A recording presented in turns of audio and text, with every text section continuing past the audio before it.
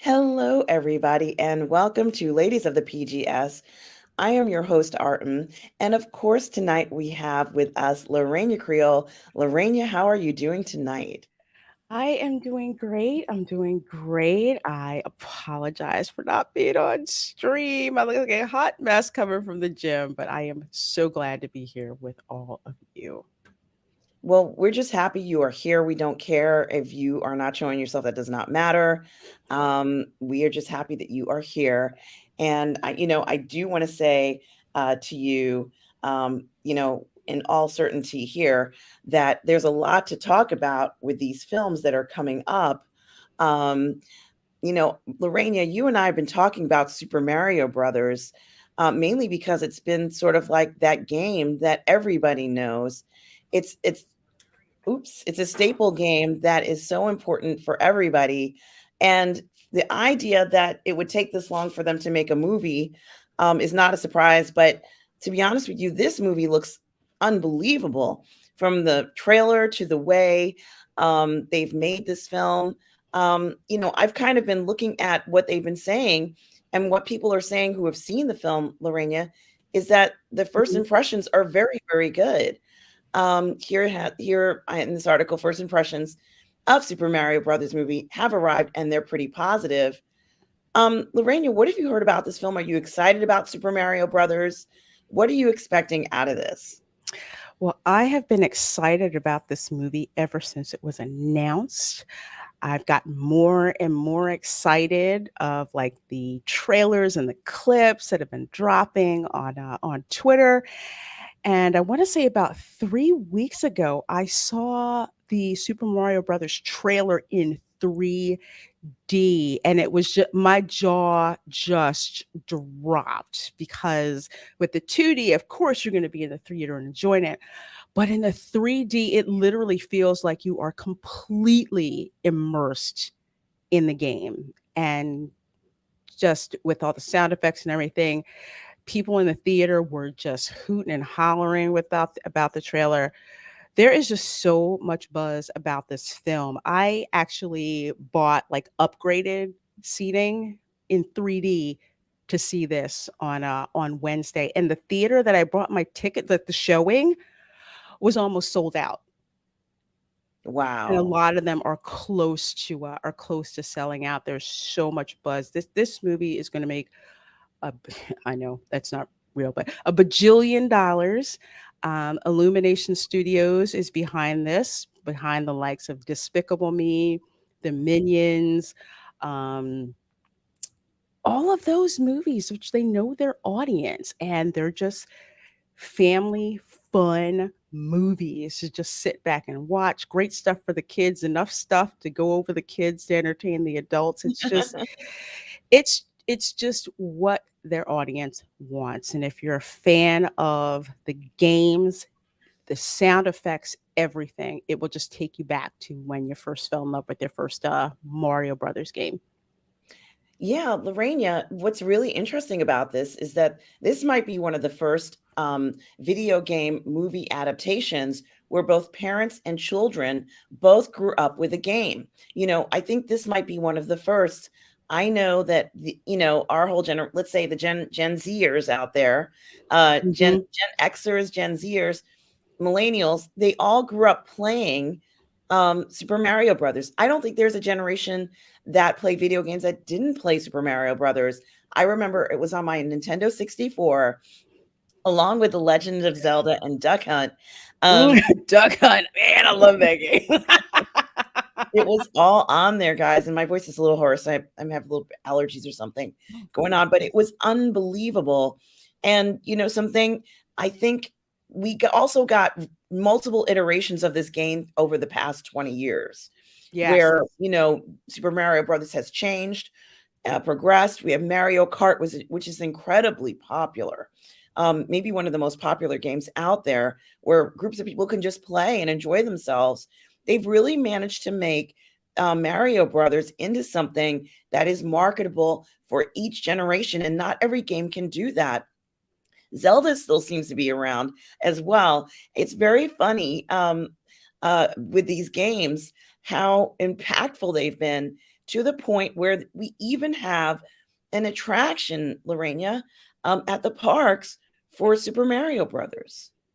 Yes, Super Nintendo World out at Universal Studios Hollywood. That's open to, to rave reviews. And at Epic Universe coming, which they are rapidly building it. I'm actually seeing, Super Nintendo World start to take shape. There's so much buzz for it. It's going to be insane. But you're absolutely right with Super Mario Brothers. That's a game that has gone through so many different iterations from 64-bit on up. It's ingrained in the pop culture. It's been in cartoons.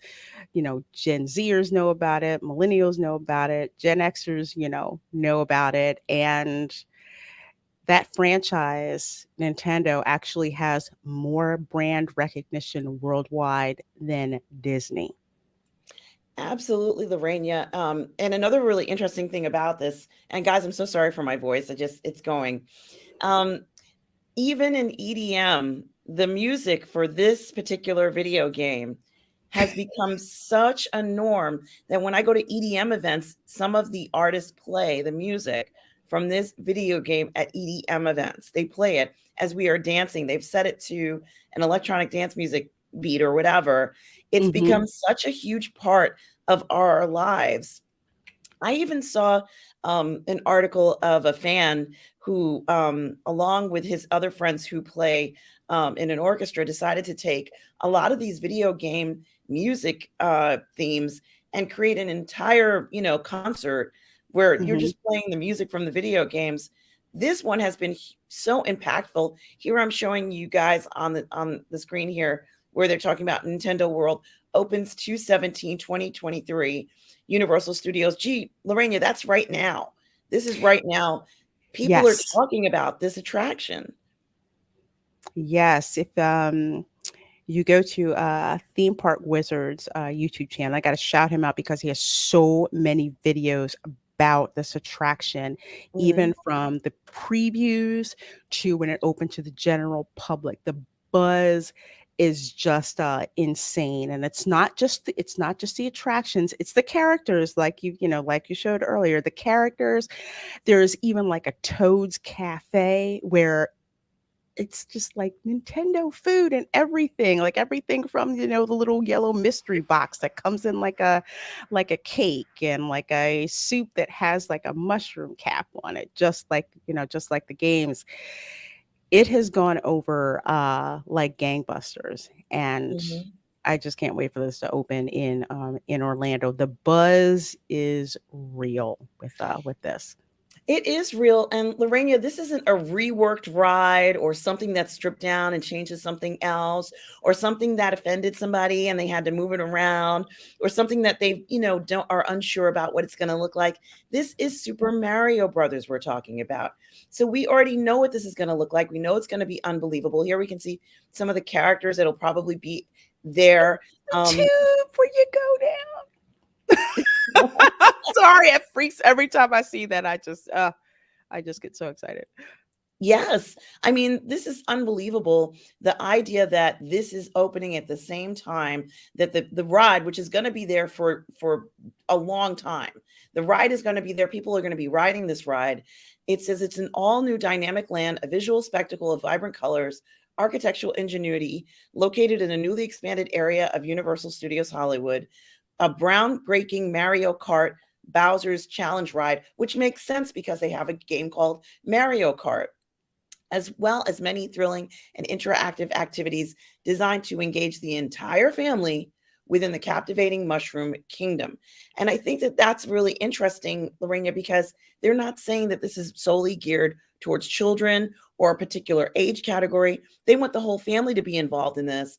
And I have a feeling that when it comes to the box office and when people go to see this film, it's going to be the whole family.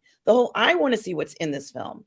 I don't have little kids, but even so, I still want to see what this film is going to be like because we've grown up with this. This has been such an important part of our lives. For many of us, this was the first game we ever played, you know? And Mhm. people are saying that they're wondering if this is going to be the biggest movie of 2023. I honestly believe that if it isn't, it's going to be very, very, very close because, like I said, the hype for this is insane. Trying to get tickets to, to opening night. I've never had. Usually, I'll have my pick of seats in the theater. This one, it was like, okay, I need to settle for something fast before someone buys my seat. Even when I saw the trailer in the theater, and they were showing it, when they got to the part where they're doing like Mario Kart and they showed the Rainbow Road, people lost their minds, including yours truly, yours truly. So it's gonna be huge. It's going to be absolutely huge. We already know it's gonna kneecap the Dungeons and Dragons movie completely. I mean, this, and also another reason why I think this is going to do very well, because you can't take your little kids to go see John Wick 4. No. No, you can't see it. It's two different audiences. So, yeah, it's going to make a ton because you have families going, to this. Even people like you're saying, just like yourself, people without kids, they're going to go. Why? Because Mario is part of our childhood, and it's been in our pop culture for quite some time. And some of the things that they're including at this park, Lorena, include, of course, the Mario Kart browser challenge, but also the Mount Beanpole, which we all know that Mario has to jump on the beanpole and go down at the end, like when you play the game. Mhm. Browser's castle adorned with a breathtaking sculpture of a large, powerful browser. This Bowser, this structure serves as the key centerpiece of the land home to the world signature ride. A power-up band, a wearable state-of-the-art wristband sync with Universal Studios downloadable app, interactive gameplay within the Mhm. land, a Toad School cafe, and the One Up Factory. Lorena, the whole concept of this, people are going to be easily relating to it because it is so integrated with what we know from the game. And now, on top of everything else, Lorena, we have this incredible film. Analysts are saying they think it might be 2023's biggest film. Here in this article, they talk about the other films that have come out early, like Megan, Creed, Cocaine Bear, Scream, Mhm. John Wick 4. Box office receipts for many of these films are pretty good, maybe even better than what we saw in 2022. So now the film is opening on April 5th, and they're suspecting that this will start a momentum, followed by Guardians of the Galaxy, which we're expecting in May, Fast 10, and a bunch of other films. This might be one of the biggest years in the cinema that we've seen in a long time. But to be honest with you, I have to say, Super Mario Brothers um, might be the film that brings it all together. We haven't had anything that has an opening so close to when it's opening at a major park. And then we also have games that are continually popular. They've really kind of defeated and conquered a lot of roadblocks that a lot of other franchises are trying to do that haven't been successful in doing. And Super Mario Brothers, they seem to be doing it absolutely flawlessly. Here, this article continues to talk about how it's not just Marvel movies anymore. It certainly, Mhm. with Top Gun Maverick making over 1 billion, we had Avatar, which also seems to have topped the charts. Um, I think that this film will be not just a hit now, but going into the entire summer, Lorena, people are going to still be seeing it, kind of like how Minions did. You mentioned that earlier. Minions just broke. I mean, I remember going to the movies last summer, and all you saw were kids lining up for Minions. Mhm. There wasn't anything else out there really that kids wanted to see, and they were lined up for it. They even went to the movie with Minions t-shirts on. Yes, it's funny you should mention that because one of my nieces who is like in her early 20s, she wanted to go see Minions Rise of Gru because she grew up watching the movies Mhm. Despicable Me 1, Despicable Me 2, Despicable Me 3. She grew up watching those movies. So for her, she was just like primed, to watch it. And again, you're talking about that repeat um I want to say that repeat watching of what's going on. Like, there's nothing to do. Okay, we'll go back and watch this movie again, this animated movie again, because it was so fun. Because it's a time out where the parents can take their kids and the kids can be entertained. They can kind of get a breather and actually enjoy a soda for once. But yeah, it's going to make a ton, not only in the theaters, but wait until it hits digital download and also on DVD. I can't This is something I need to get in 4K. Yeah, even looking at the trailer, it looks amazing. I mean, it really is a beautiful looking film. It's Um, gorgeous. Uh, and here in the article it says we haven't seen this kind of consistency in terms of studios laying out a blockbuster schedule week to week from bell to bell, the beginning of 2023 all the way to the end. We have hits every single weekend and sometimes multiple films every weekend. And honestly, we haven't had that in any consistency since 2019. And it says, and the types of movies matter. Chief analyst says it gives a lot of credit not only to Spider-Man No Way Home for putting the younger audience back, but a couple of big movies that kept the momentum going last year. It's not just Marvel movies anymore, as we were saying. It really isn't. Um, I think also something else is for kids who aren't into this, although I don't know any kids who aren't into Super Mario Brothers, this will bring them in. It's going to make them want to go ahead and play this game. It's going to make them want to go ahead and go to this park. It's going to go into a different realm altogether, I think. And I think it's nice that we have something that can be so playful and fun and also somewhat innocent, if you will, Hmm. and still be entertaining for all ages because we do need to have things like this sometimes. I think it's so important for kids to be able to go to a theme park and just enjoy this fun stuff and see it come to life. And certainly they've gone out of their way from just looking at this picture here and a lot of the other so much effort that they've made to make this come alive for so many people. I have to give them credit for really just putting their heart and soul into this, Lorena. Um, Yes. it's so important to see this. They believe it could hit a billion. I don't even think it matters if it hits a billion or not. The success story of Super Mario is that it's a timeless game, and we're going to be playing Super Mario probably for the next 20, 30 years. It's Hmm. not going anywhere. They've managed to update it so that everybody's interested in it. So it has an angle for every type of player. There's just something for everybody. They really are a true success story. And here it says Minions prove that families and parents and kids were ready to come back when the content is there. I think content Absolutely. I think the content is there for Super Mario clearly. Lorena, any last thoughts on the Super Mario movie that's coming out that everybody is so excited for? I would say that Comcast is they're just slaying it. I mean, you had, granted, it was, DreamWorks, but still under the same umbrella. Puss in Boots: The Last Wish. That movie made a ton of money in the parks. They had like the Puss in Boots and Kitty Softpaws meet and greet. The lines for that meet and greet were crazy. All the kids wanted to do was just meet Puss in Boots and Kitty Softpaws, and they even interacted with the parents and all of that. They were just fun, and they're just going to continue this on with Super Mario Brothers. And even if you're like, say, you're here in Orlando and, well, we don't have Super Mario Nintendo World open yet, you still have the same Illumination animated characters. You've got the ones from Despicable Me, you've got the Minions ride, which or attraction. So Villain Con is going to open up along with the Minions Cafe. That's opening up this summer. So I guarantee you there's going to be merch there for Nintendo, most likely. Oh, yes. Oh my goodness, there's gonna be so much. It's gonna take over like crazy. And once again, I think we're gonna see some very interesting things coming out, stuff we haven't seen before in the past.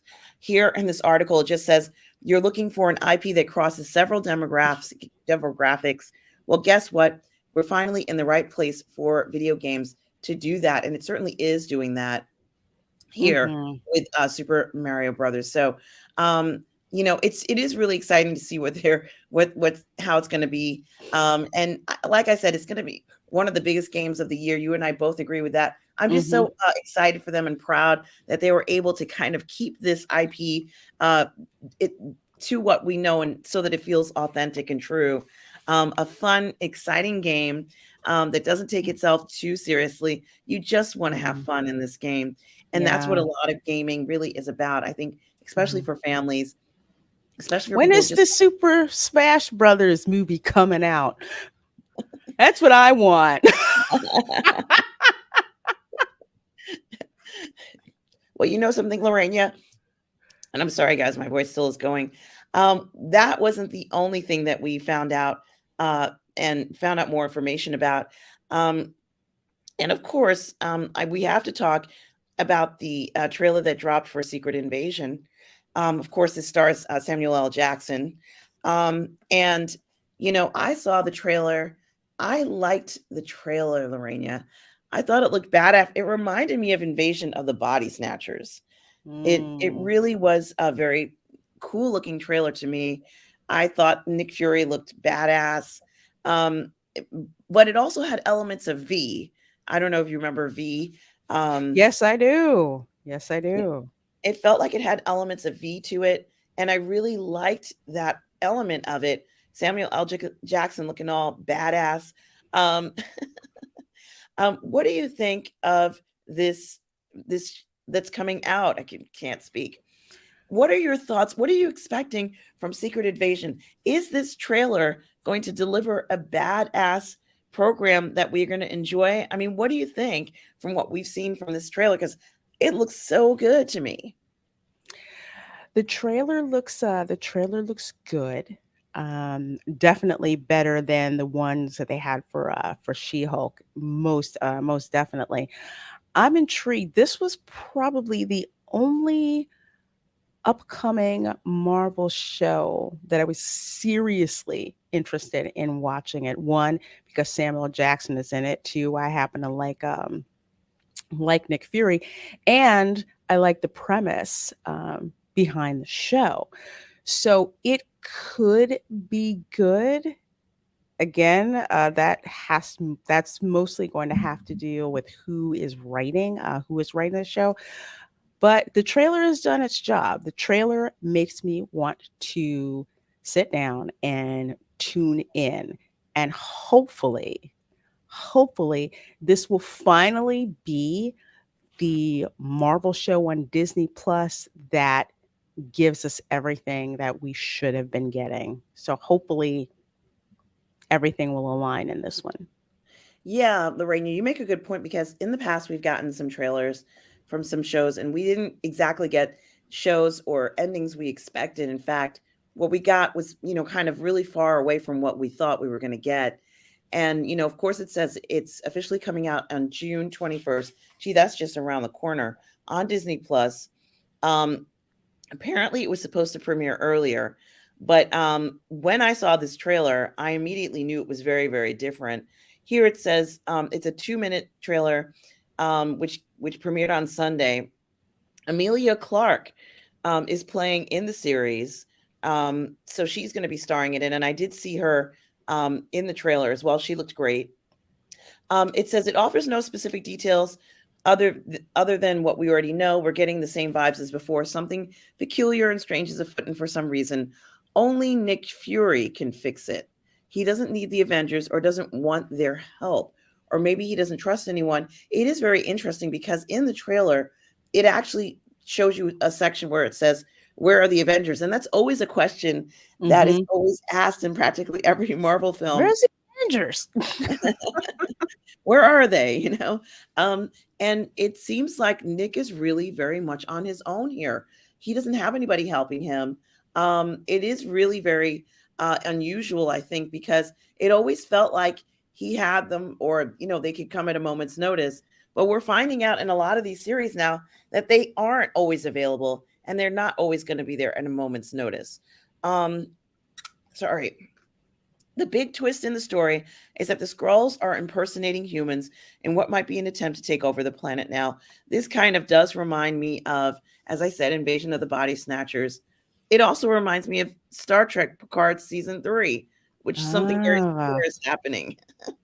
Something yeah. very similar is happening, a very similar story. Um, the Skrulls were friendly after Captain Marvel, but it looks like some of them have changed their mind in the 2 decades. And even bigger twist of the story, one of the trailers we never will never reveal is confirming that some Avengers members are Skrulls in disguise. Now, for me, this is somewhat confusing, Lorena. How do you feel about Mm. the notion of some of the Avengers actually being Skrulls? Ooh, I actually kind of like that. There's something about a good infiltration story that's intriguing. Again, you brought up like with Star Trek Picard with season 3. And okay, if you haven't started watching by now, the whole thing with the re-rising or rebirth of the Dominion, who can you trust?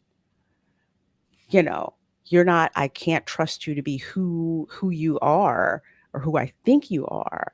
So it just kind of adds to that. Just think that you're talking to Steve Rogers, but you're really not talking to Steve Rogers, and you let your guard down and you give out this information or whatever, and boom, you're no more. So it's going to be very interesting because the Avengers was always a name that you could trust, but with the Skrulls infiltrating, hmm, how well have they managed to infiltrate? That's going to be the other thing. Because Yeah, this that's is one of the coolest thing. That's one of the coolest things about infiltration stories. It's just like who's going to pass and who isn't. You know. Yeah, and you make such a good point, Lorena, because there has to be some way of telling who is whom. I mean, in the trailer, we actually saw, and this was the part that reminded me of V. We actually saw some characters that had sort of like their faces exposed, and on part of their face, you could see underneath their face was another face. And I love stuff like that. It's very V with V, where they kind of pulled off their face masks and they revealed who they were. But I really do love this kind of intrigue because you really don't know what you're dealing with. And, we are not sort of, the cards are not in our favor. Also, it says, once again, they're talking about the Avengers. And just as Avengers in motion here and there would have sufficed to explain why the Avengers won't be there. So I get the feeling that we're not going to see any of them. Um, I think it's very interesting too, because they're establishing this right away, Lorena. Mm-hmm. They're establishing it right away. No Avengers. So, is it a mistake to kind of step away from what is really the most popular group um, in this franchise? I don't think it's a mistake. Um, I want to say, probably sounds horrible for me to say this. I think there's probably Avengers fatigue out there a little bit. We've already gone through, WandaVision, um, Captain America, not Captain, excuse me. I am Loki. Loki. You had Hawk, not yeah, you had Hawkeye. Uh-huh. Then of course you had Falcon and the Winter Soldier. So you had Mhm. that. Um, Granted, She Hulk was not an Avenger, but Hulk was, and he had an appearance in that. It's all kind of we've been seeing them a lot. So why not upend the formula and give us something around one of I mean, I think that Nick Fury is pretty popular. So I'm very interested in finding out what he does. So I do think that this is in the right direction because they've been doing, the Avengers for I don't know how long in the movies, solo movies. Time for something a bit different. Yeah, and Miss Marvel's another one. If you didn't already mention it, you're right. That whole list, you are correct about that. Um, Now, it's also very interesting that um, here's Nick Fury, and it seems like he's been in hiding. This is something also that I think is very interesting. He's been in this hiding mode, or something like that. I don't know whether he's been in danger or whether he just was retired. I couldn't Mhm. really figure out what was going on with this character, but I did think it was very interesting because they almost seem to implicate that he's known about what's been going on all along. And it's a secret invasion, but it's not so secret to him. It's not so secret to, I guess, Amanda Waller, who I think we saw. Was she in the trailer as well? Did we Sorry. for some oh, no. No, no, no worries, no worries, no worries, no apologies. Um, I'm trying to I, like, literally saw the trailer once and, like, went Me to some too. other Me things, so too. I can't really recall her appearance. Yeah. But it is very interesting to kind of look at this and to look at Nick Fury's position here. He really does seem like the only person who can stop this. And but I don't believe that he's going to be doing this all alone. So, there's probably going to be some group or some way he's doing this, some special team. I'd have to imagine, right? He can't work by himself. It doesn't really jive that way, I think. So, Mhm, I'm just hoping that what we do see will be him forming whatever elite group or task force that he can do, and actually being successful in stopping this, because I don't want it to be a situation where he isn't successful. Yeah. Um, Tom says he's been off planet on like a vacation. I don't know whether he's been in hiding or what it is, but now he has to suddenly make this appearance again and become this, much stronger, more dominant character in the story. So let's see what happens. I don't think Samuel L. Jackson is going to disappoint us with his performance. I think he's going to no. be miraculous in this.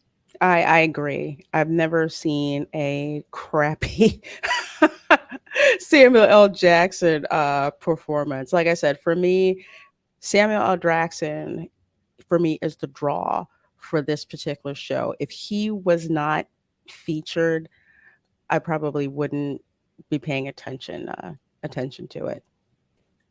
Yeah, I feel the same way. I think if they had picked somebody else who might not actually be associated with the actual group, it would have been a disaster.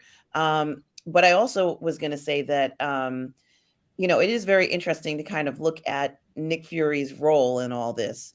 He's had to deal with a lot. And, just in his particular situation, Nick Fury kind of looked like he was on the sidelines, but in actuality, he really is a very important member of the team.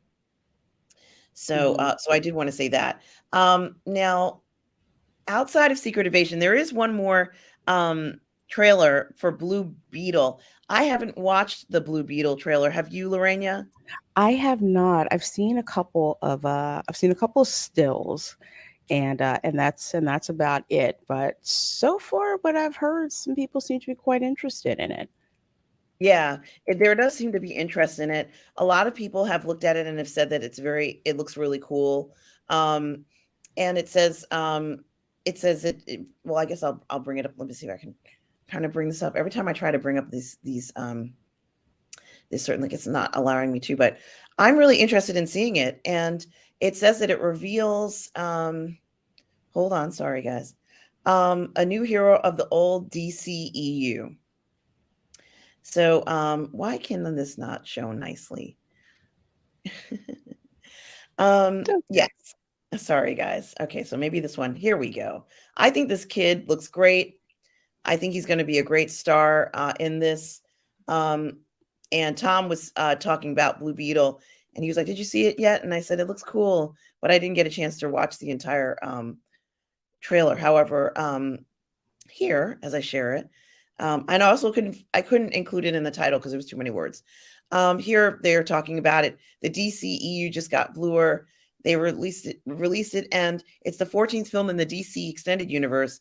Introduces Jaime Reyes and his titular alter ego, a recent college graduate for searching for purpose in the world, and finds a piece of biotechnology known as the Scarab.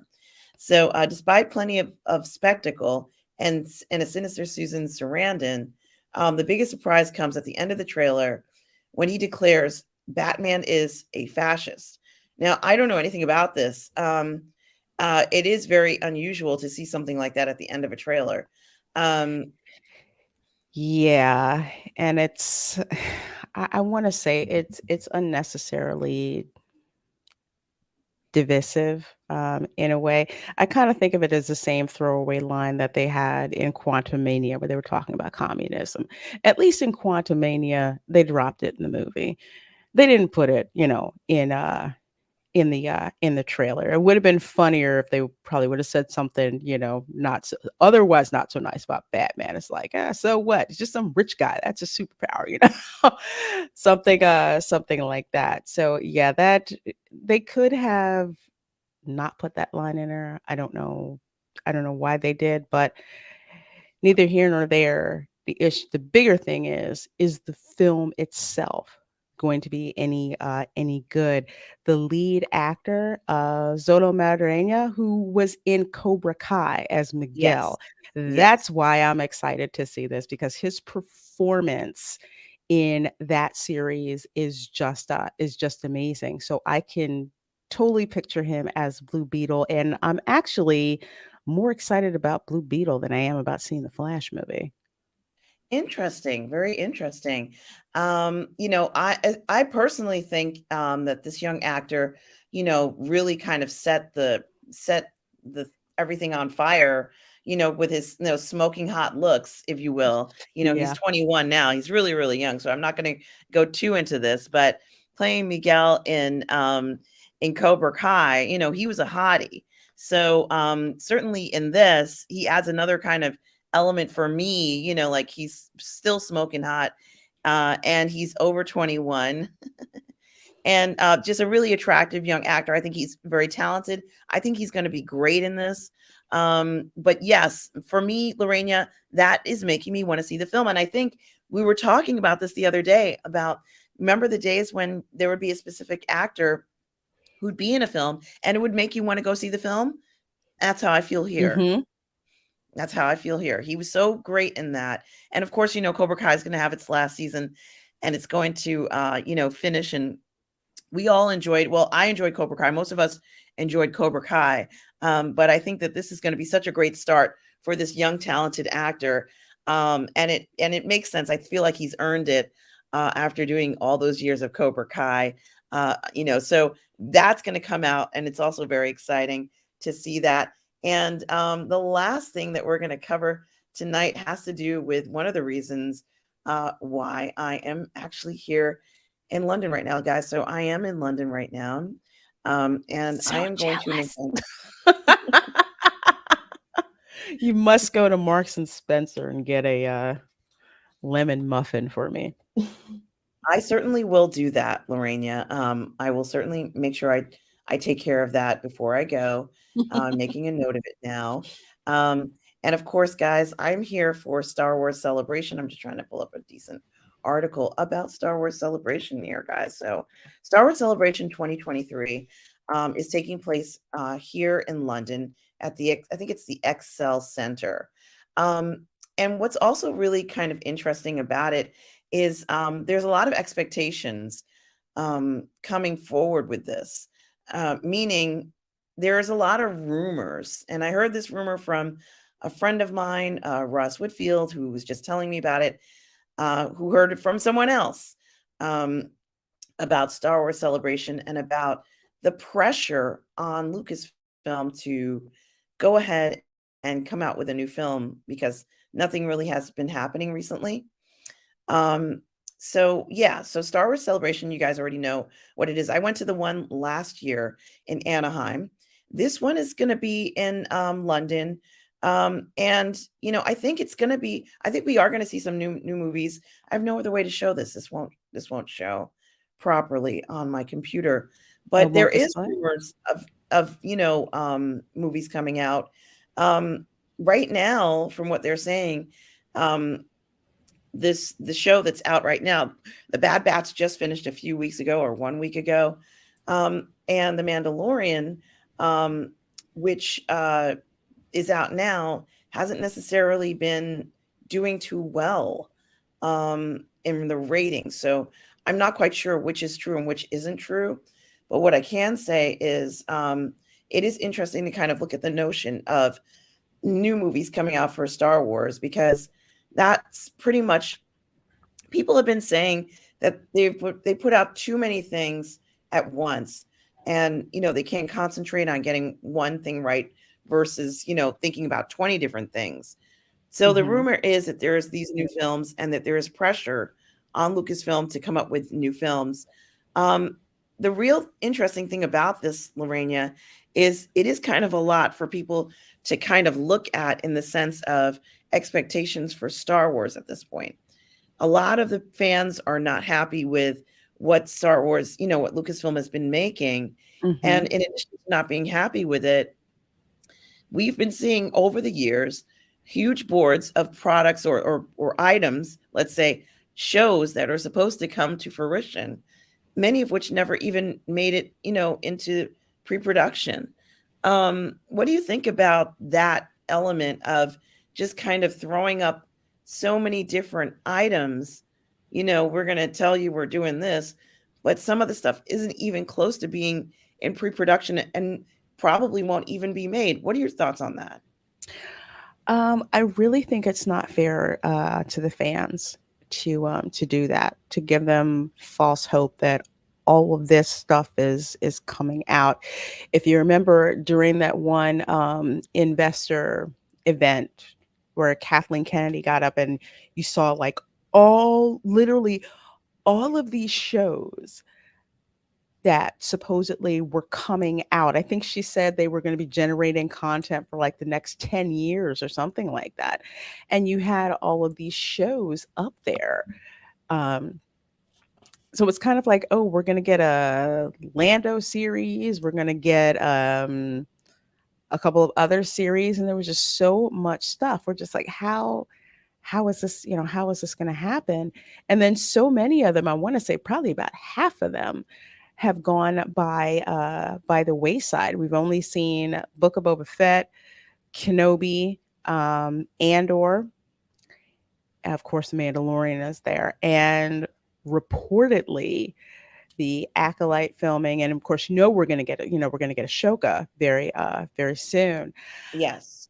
I don't like the idea of, as fans, giving us false hope, telling us we're going to get something, and then it doesn't show up. I remember when the Star Wars movies were coming out. I mean, you kind of heard rumors about it, and then you maybe saw, okay, they're filming, supposedly filming, and then they would start to announce it, and then it would come out. I just don't think it's really doing the fans a service, and it's very obvious that the quality is so uneven. Like, me personally, Andor is not my thing, but I can see the quality in it, and say compare that with The Mandalorian, not so much. Book of Boba Fett, definitely not so much.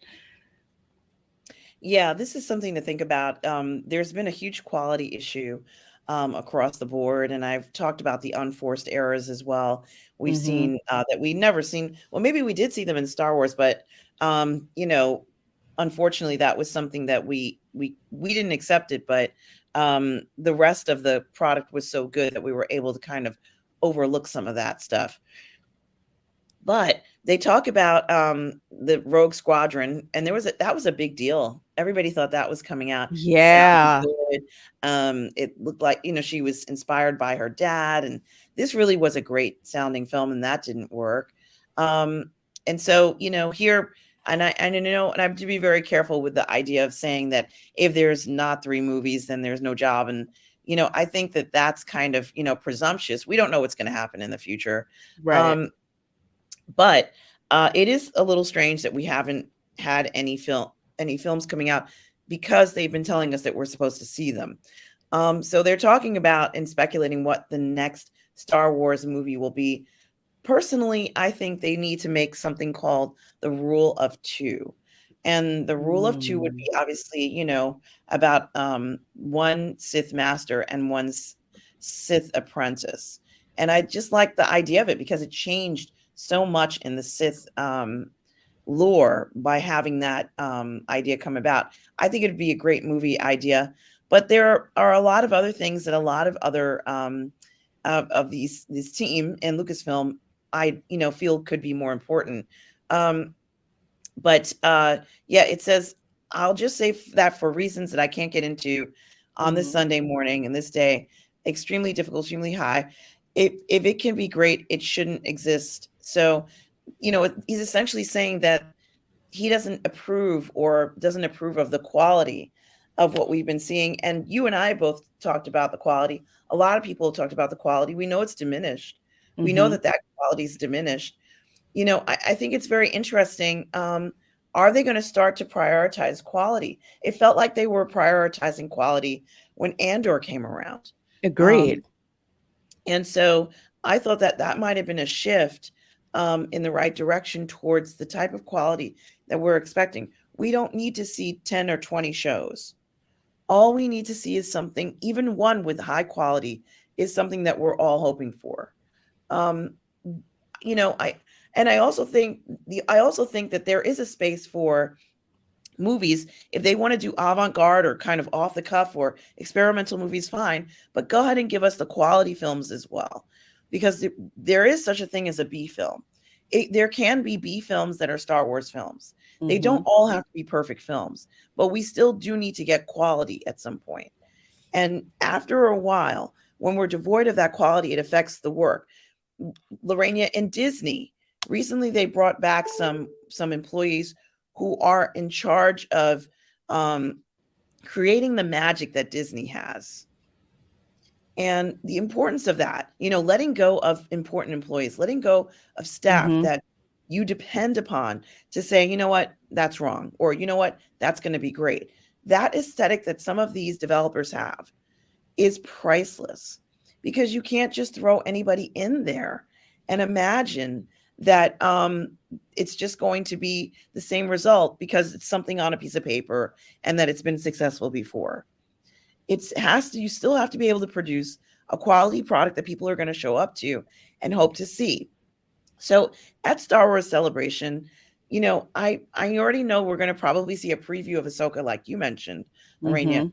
But these new movies, I'm curious as to what they will be.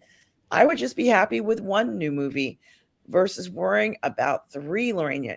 Like, I think that it's come to a point where they feel that there has to be some kind of razzle or dazzle, because promising three films in 2025, that's not a lot of time. No. And it makes me wonder why it almost feels like they're trying to throw things at everything at the wall to see what sticks. It's like as Star Wars fans, we just want something that's good. Just tell us you're working on it. We want to bring it, the best thing that we can possibly bring to you, and and stay tuned. I don't know where this idea is coming from to announce these three new movies. And what I don't like about announcements is it doesn't cost you anything to say that something is coming. It just Yeah, it doesn't. really And there's doesn't. nothing you can just announce it, but it's what are you really gaining? Are they going to show you guys trailers? Are they going to are you going to show are they going to show you something? Yeah, it You doesn't know. say showing trailers of three new movies. It doesn't say that. And that is something that's also kind of worrisome, because at least if we had the trailers, we would know where we're working from. We don't have that. That's not what they're promising. They're just saying that they're announcing new films, and that doesn't necessarily mean that they're even close to getting anywhere near what's needed to go into pre-production, more or less. But um so, aside from the announcements, Star Wars Celebration is going to be a lot of fun this year. As I said, I'm going to it. It's going to be at the Excel Center. I am meeting a bunch of other YouTube creators there at the Excel Center in London for this event. Some of them are already here. Some of them arrive over the next few days. It starts on Friday and finishes on Monday. Um, there are the typical panels that we would expect. There's the Lucasfilm Showcase panel, where you find out everything, and that would be the probably the panel, Lorena, where they would announce the new films. There's also a bunch of other panels that they had available. I know they had villains from the sequel series, which I thought was very interesting, as well Hmm. as some other categories, which you would typically expect at Star Wars Celebration. Everything from droid making to, Ashley Eckstein's Mindful Manners panel, which she has all the time. I was wondering, personally, Lorena, when I went to Star Wars Celebration in 2022, I had the fortunate experience of coming across an exhibit called the Mandalorian Experience. And in the Mandalorian Experience, Lorena, it was essentially everything that they used, all the props and costumes from the show on display, including the N1 fighter. And Grogu was in the N1 fighter and waving to you Oh, as you were at, yeah, wow. it was the sweetest thing ever, Lorena. And I was like, "This is really cool." I spoke to one of the presenters who was there, and he had said that, yeah, they brought everything over from the show, from the studio over to, the, location in Anaheim so that we Mhm. could see, all of these excellent props, and it looked fantastic because it is from the same Imagineers. It's Imagineers who did some of this stuff. So it was incredible, Lorraine. It was one of the most incredible things I'd ever seen, and I wondered if we're gonna see something like that here at Star Wars Celebration. I'm hoping they do something like that for Andor. I'm hoping, if we're not Mm. doing the Mandalorian experience, it would be great to see, like the Andor experience or something like that. It was such an unexpected exhibit, Lorena. I was not expecting it, but it completely blew me away in how incredible it was. And I did make a video about it on my channel, of course. Um, so if you guys want to know what the Mandalorian experience is like, you can always go to my channel and check it out.